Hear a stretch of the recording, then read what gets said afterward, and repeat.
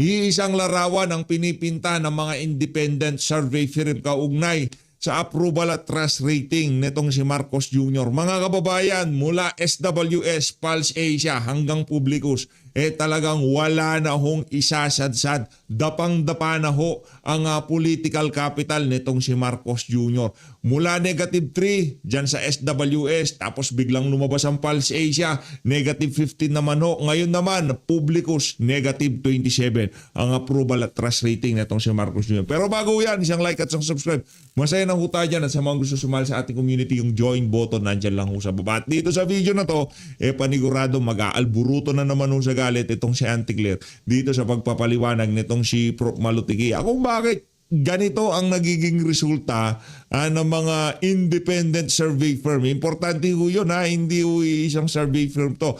Tatlong magkakaibang survey firm na kung saan yan ho ang tinitignan ng mga politiko, mga gustong pumasok sa politiko, kung tumataas o bumababa o kung ano ang pananaw ng sambayan ng Pilipino sa kanilang pamumuno o sa kanilang pagiging politiko. Eto mga kababayan, rekta ho muna tayo dito kay Prof. Malutigi at tapos punta ho tayo dito kay Auntie Claire dyan sa nangyaring presko na kung saan nakasama ho niya dito si Herbosa, DOH secretary nitong Singagba. Panoorin ho natin itong mga kababayan.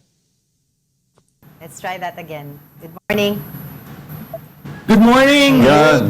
Angela and Diego. Magandang thank umaga you. sa inyong mga tagapakinig. All right. Well, we'd like to get your insights. First of all, let's start off, ma'am, with the 2026 budget. How confident are you that this is one of the best daw? And one of the cleanest, one of the best, cleanest, and most efficient crafted? Siguro, Diego, yung best and cleanest, malalaman natin yan habang rino-roll out, ini-implement yung budget. Kasalukuyan, hindi pa natin nakikita. We haven't seen the final, final GAA assigned. And DBM has not released the final veto message to Congress. So we need those things in order to finally check whether indeed it is the cleanest, no? Yes. When you say it's the cleanest, by document probably, but nakita naman natin in 2025, it was the implementation that got the worst part of the deal. Oo.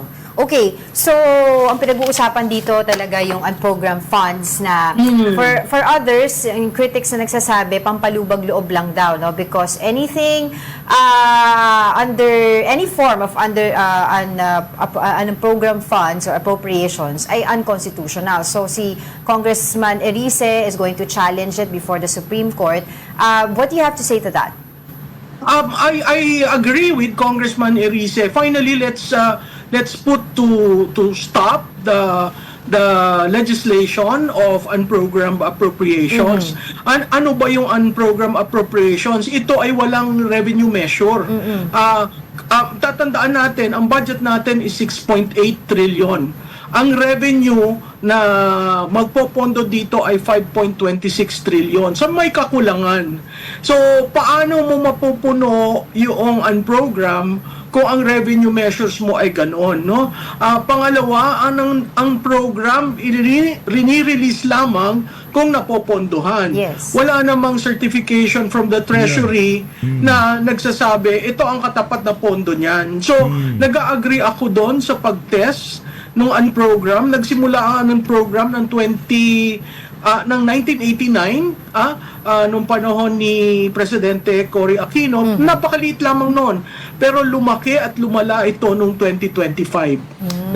We spoke yesterday, ma'am, with Congress. Was it yesterday, no? Yes, Congressman Valeriano. And we asked him about his, of course, Maliwanag ho yan mga kababayan na talagang namayagpag yung program appropriation na yan nung nagdaang taon. Kung saan talagang napakaraming extracurricular activity ng administrasyon nitong Singagba. Merong eleksyon, midterm election, merong impeachment nitong si VP Sara. O lahat ho ng mga mga kabalbalan na yan talagang ang nagbenepisyo yung mga kasama nila diyan sa House of Representatives at diyan sa Malacanang. Talaga hong yung unprogrammed appropriation na yan, ginawa ho nilang gatasan yan noong nagdaang budget. Kaya naman, kung sakaling hindi humay sa ayos yan, paano ka magkakaan program appropriation? Diba? Nangungutang ka nga. Tama naman yung itong si Eric Sylvester doon sa interview niya, doon sa naunang video natin. Diba? Paano ka magaan program appropriation? Nangungutang nga tayo. Paano ka mag-expect ng surplus na budget o yung sobrang budget sa mga ahensya na ginawaran ng budget? Kung gayong nangungutang nga tayo. Kung meron kayong naitabi, itabi nyo yan. Ipambayad natin sa mga interest na inutang natin doon sa nakaraang taon. Ganun ho yun. Hindi ho yung ang dami nating naiisip. Utang tayo ng utang. Hindi na tayo nakakapagbayad. Bandang huli, wala na hong magpapautang sa atin. First, yung take niya on unprogrammed funds. Sabi niya, he's for the unprogrammed funds to remain there. Case in point, sabi niya, pag nagkaroon ng emergency beyond yung, for example, calamity funds, mas maganda naka-ready na daw yung unprogrammed funds para hahanapan na lang ng pondo kaysa maghihintay pa daw, I think he said October, para magkaroon ng supplemental budget. So ano po yung take nyo doon? Alam mo, Diego, mas gugustuhin ko magkaroon ng supplemental budget. Kasi by that time, alam mo kung meron bang revenues, meron bang pondo o wala. Pangalawa, hindi naman totoo na yung pag nagkaroon ng disaster, walang pondo. Sa kasulukuyang budget, merong 3.6 billion na para sa risk. Yun yung isa sa hindi vinito ng Pangulo. Pangatlo, ang presidente ay may confidential and intelligence fund. Yung intelligence fund, din naman yan subject sa COA. Karamihan ng presidente, pag nagkaroon ng disaster, yung intelligence fund ang binubunutan ng pondo para mapondohan. So, kung tama ang iyong paggastos, tama ang iyong pag-release, hindi mo ginagamit ang pondo ng bayan para sa patronage politics. Meron at meron na pondo para dyan sa mga disasters. Tsaka isa pa ho po na nabanggit is, for example, yung mga defense or aid assistance, foreign aid assistance, like in terms of military equipment and units na hindi daw na-announce naman kaagad at the start of the year. Minsan biglaan na lang sasabihin ng US, meron kaming surplus, baka gusto nyo kunin. Paano daw pag ganun, maghihintay na naman daw ng, of course, yung sinasabi niya magkaroon sang supplemental budget para sa mga ganun pong senaryo. Diego, mabuti na banggit mo yung sa modernization ng AFP, Yes. no? Isa sa mga line item na hindi niya vinito ay yung Revised Armed Forces of the Philippines Modernization. Ang total niyan 50 billion, no? Yeah. Pero ang kakatawa, meron tinatawag na SRF, kung saan ginagamit yung standby yung fund na yun, no? Kung saan gagamitin rin para sa AFP modernization. So technically, ang AFP modernization received 90 billion.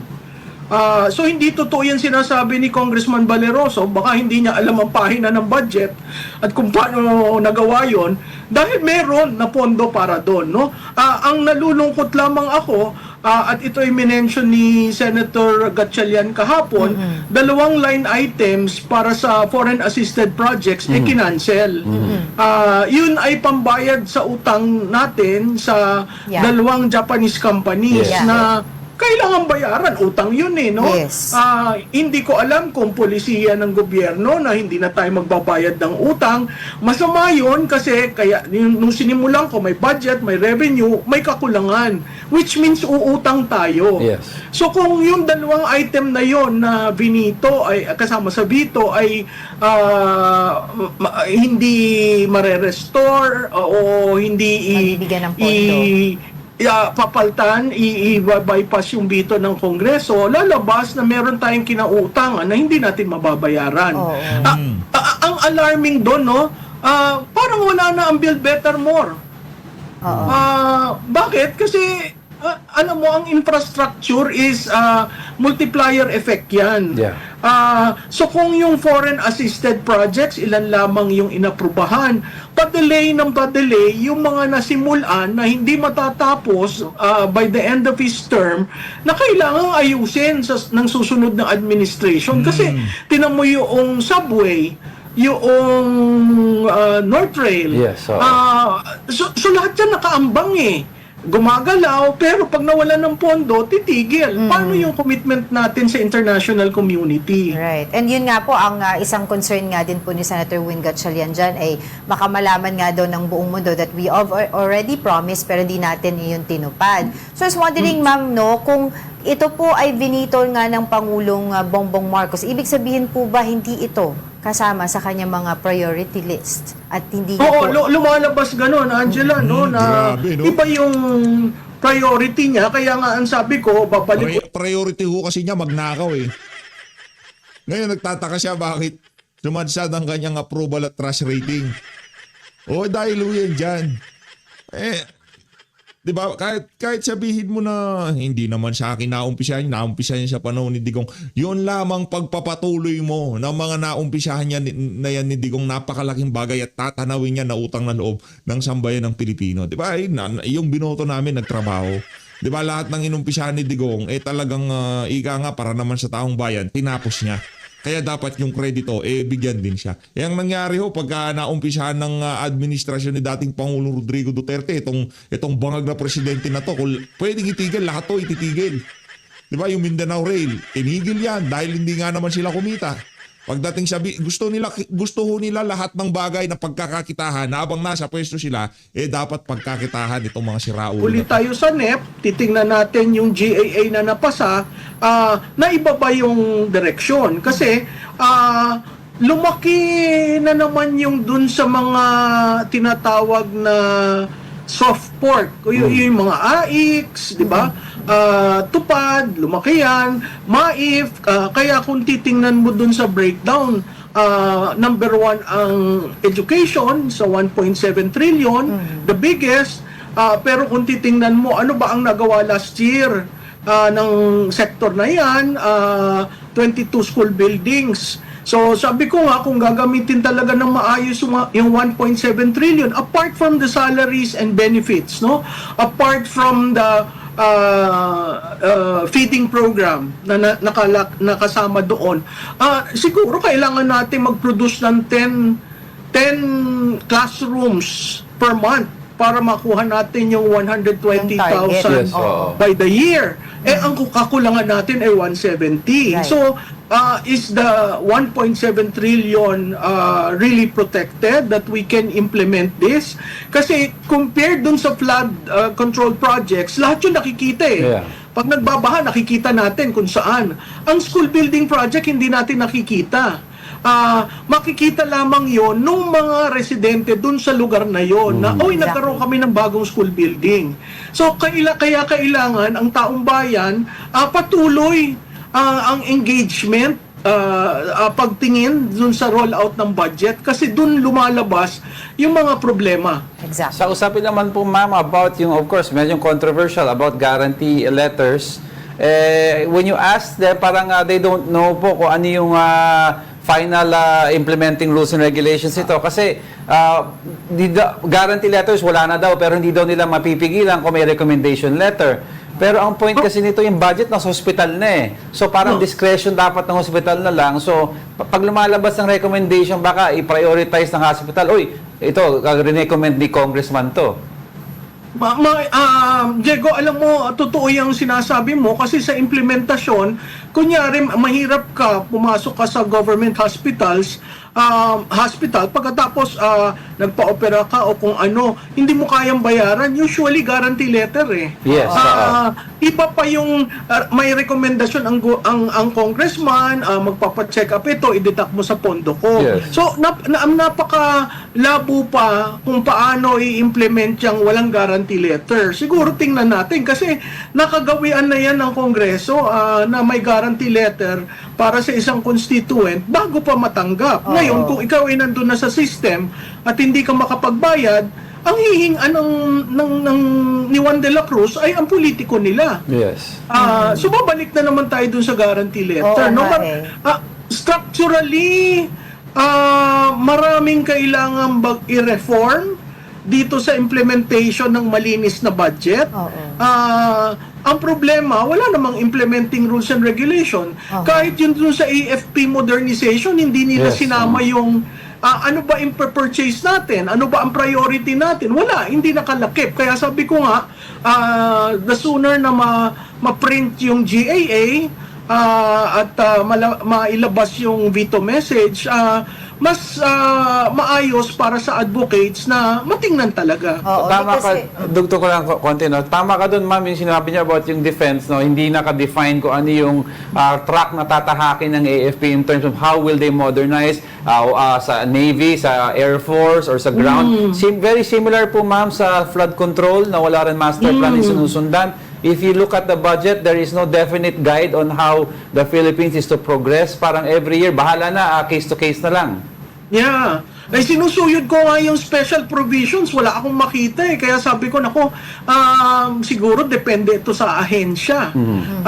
So, kung ahensya yan at reform-minded yung iyong kalihim, probably they will be coming up with some guidelines. But if your secretary is, you will just do whatever comes out, it may not be good for the malinis na budget.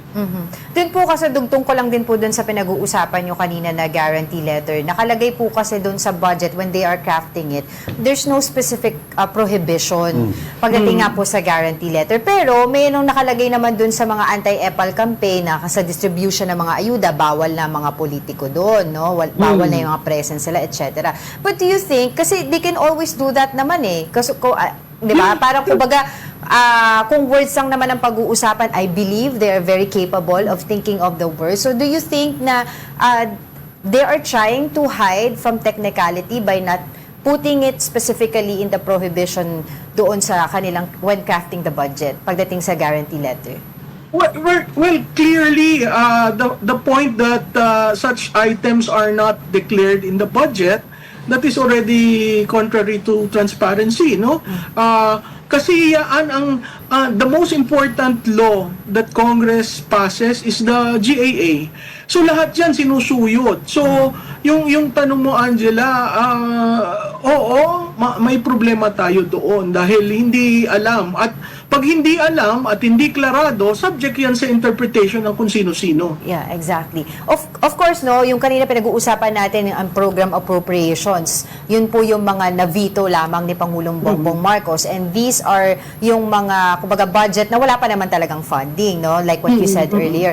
Pero doon po sa mismong budget natin, 6.7 trillion pesos, wala po doong na-veto yung Pangulo, yun po talaga yung may mga na-allotted na budget. Sa tingin niyo po ba doon sa mismong budget natin, may nakikita po kayong mga red flags na dapat po talagang napagtuunan din ng pansin? Tingnan natin yung top agencies na nakakuha. Yung Education. DepEd, DepEd. DOH, DA, Yeah. and DSWD. So lahat ito mga frontliner agencies, no? When I say frontliner, talagang may impact sa taong bayan. So it is incumbent upon the present secretaries, and I heard there will be 9 secretaries who will be, there'll be a toss again in the cabinet. 9 secretaries are said to be leaving. So we really need to see how this thing will roll out. The oversight is very important. When I say oversight, congressional oversight, no, because the claim that DepEd got the highest in history, and that is a fact, has to be guarded consciously by everyone, because that's a huge allocation. Saka ma'am, ata yung sa DepEd, no, kaya lumaki rin daw because most of the dati na pumupunta sa DPWH for construction, parang binalik lang sa DepEd na, which is not really naman their function. So in essence, alam mo, yes. At dyan pumapasok yung school building. yes. Diba? So, would the school building be another flood control mess? I hope it doesn't become, because this is education. And parati kong sinasabi, nung ako'y naging university president, dapat ang edukasyon ilabas sa korupsyon. Kasi ito yung may impact talaga sa taong bayan. But won't this affect, ma'am, how DepEd will manage the quality of education now we are lagging behind in? Yes, yes. Alam mo, ang problema dyan, Diego, that's a very good question. Ang problema dyan, trifocal ang education natin. There is DepEd handling primary to secondary. There is CHED, no? And hindi nag-uusap-usap yan eh. So si DepEd, si CHED at saka si TESDA, hindi nag-uusap-usap yan. Kaya nga merong panukala na ibalik sa dati na isa na lang ahensya para Yes. nakikita mo kung where you know, some things fall under the crack na hindi naman maaasahan kasi independent from each other. Maraming reforms both from EDCOM 1 and EDCOM 2 about education. I don't know if that was inputted in the 1.7 trillion. That's why I want to see it. In terms of health, ito yung questionable na ibinalik daw yung 60 billion. Hindi. Nag-allocate ng bagong pondo. Diba? Yun nga yung debate, no? Ang sabi ng Supreme Court, ibalik. Return. Very clear yon. So yung return dapat from the savings ng Yes, 2025 or from yung itong mga nagbalik ng pera, hindi ko maintindihan kung saan itong mga sa baha, saan dinala yung pera. Yeah. Ang dali mong ibalik yung 60 billion sa PhilHealth. Ngayon, Yung pera nandun sa nasa mga tanong natin sa DOJ. Sila naman yung dyan eh. Sila naman yung bida-bida na, ba kailangan balik? Goodwill. Ang tawag parang acceptance fee sa yon sa witness protection. kaya tumaas ang PhilHealth, hindi naman totoo yung sinasabi na second ang PhilHealth sa taas dahil sa kagustuhan nilang malusog ang Pilipino, ayun ay yung 60 billion Yes. na kinuha nila. So Oo. artificial yung bump ng PhilHealth. Oh, that's a good point, yeah. Yeah, so yun yung mga problematic. Nakita natin si PDIC na under ng Bangko Sentral Yes. ng Pilipinas, even si BSP is thinking of going to the Supreme Court to get the 107 billion returned to them. And that is crucial because that is the backbone of our banking industry. Pag nagkaroon ng bank run, asan ang insurance mo? Yes. Diba? So ang daming mga ginawa nung 2025 just to put together a lump sum which was used for political ends. So sana itong 2026 na sila na rin naman ang nagsabi na malinis na budget ay magpakatotoo sila kasi kawawa ang taong bayan. Yeah. Okay, dun po sa sinasabi ni Senator Amy Marcos na may pork pa rin at giniling daw yun, no? Pinagpunta-punta kung saan-saan, pero meron pa rin, mataba pa rin. And she feels and she thinks na gagamitin daw po ito sa pagsasampa, no, ng impeachment complaint against VP Sara. Alam mo, Angela, ako ang pakiusap ko sa administrasyon, tigilan na natin itong mga politika muna. Ayusin natin ang bansa natin. Ayusin natin ang serbisyo publiko, maging transparent at maging accountable.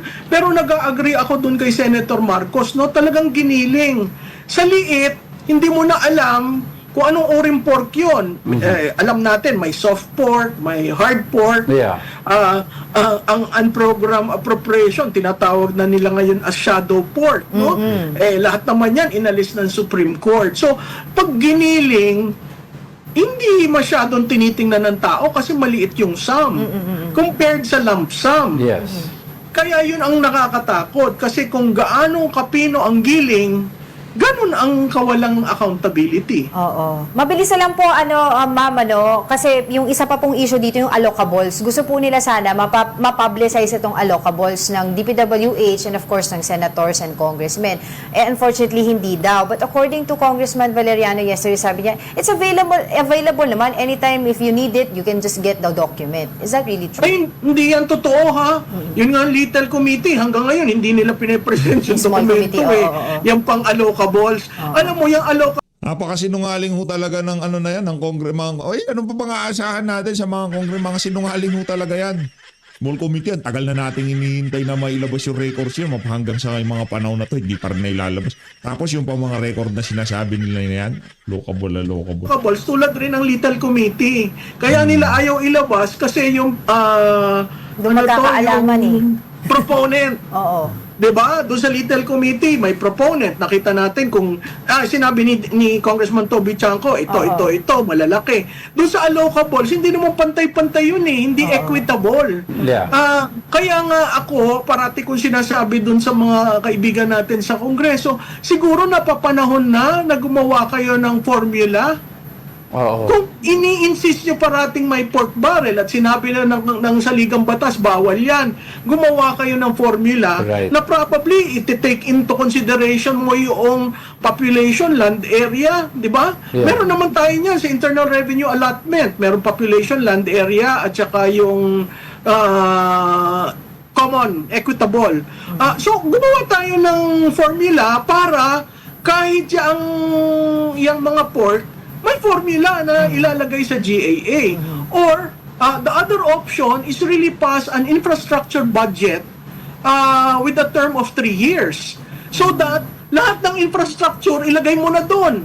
O, mga congressman, wag na kayo dyan sa infrastructure, sa legislation na kayo. Exactly. Para yung tatlo, kita lahat ng tao, ay sa distrito ko, ito ang kakuan. Oo At nga. natitigil natin yung, dahil nag-cross ng district jurisdiction, yung kalsada nag-iiba, Yeah. nararamdaman niyo yan pag Kaya may dumaan mga kayo sa daan. Correct. may parking Diba? fee pa.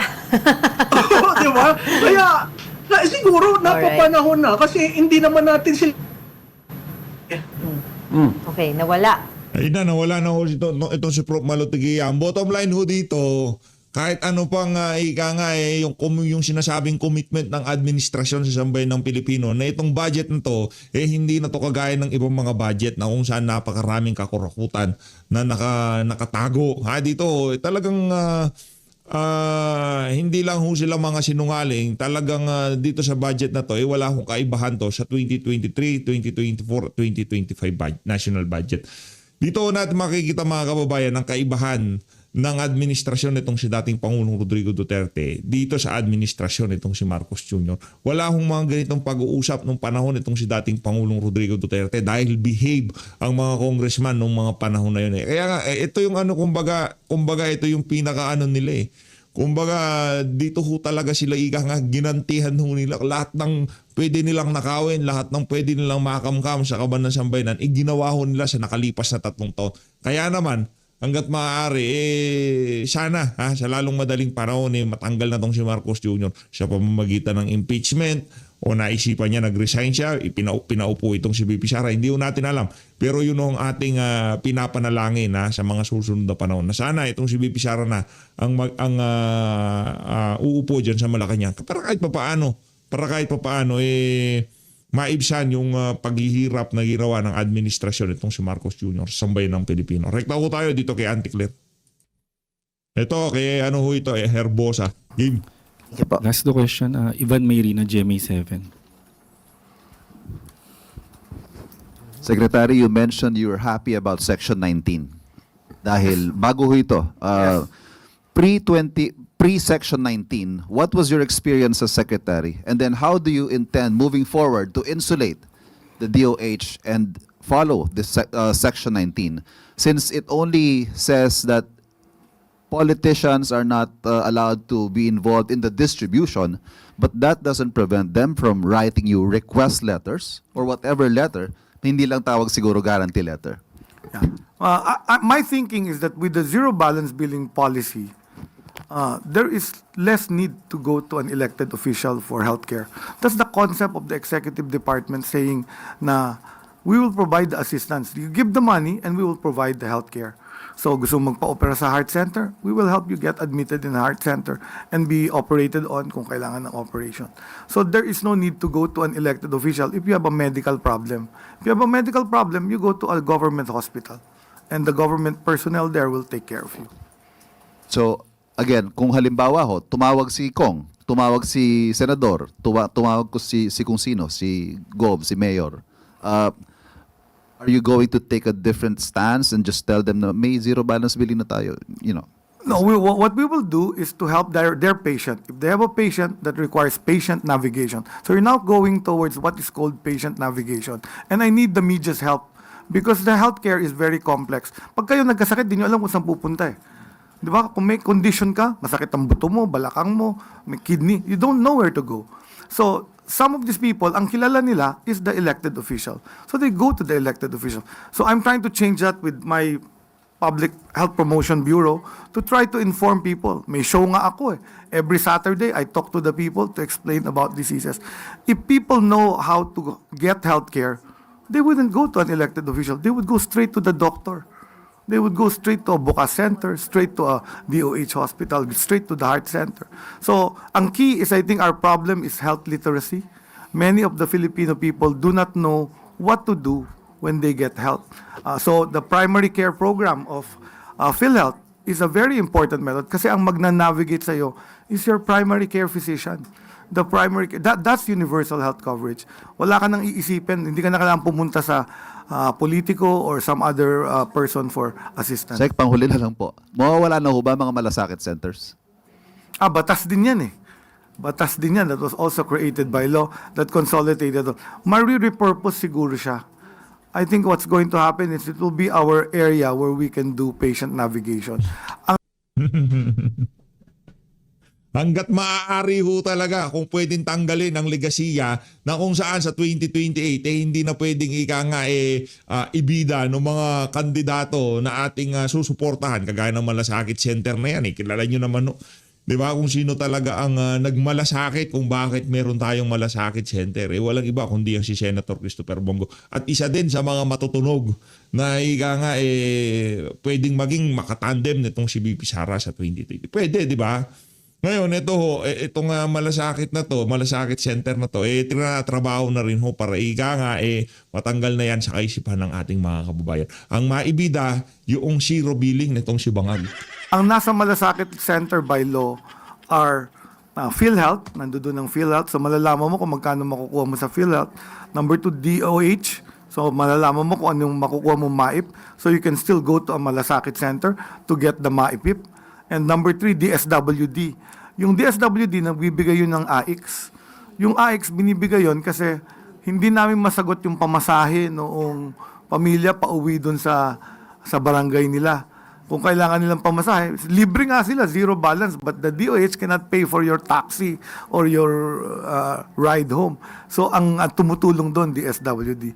And then meron pang isa, PCSO, I think, is the other agency that sits there, that's under the Office of the President. Nagbibigay ng mga outpatient medicines pa naman siguro yun. But hopefully yung gamot program could help support even the outpatient medicines. Para po sa huling katanungan, Maricel Halili, TV5.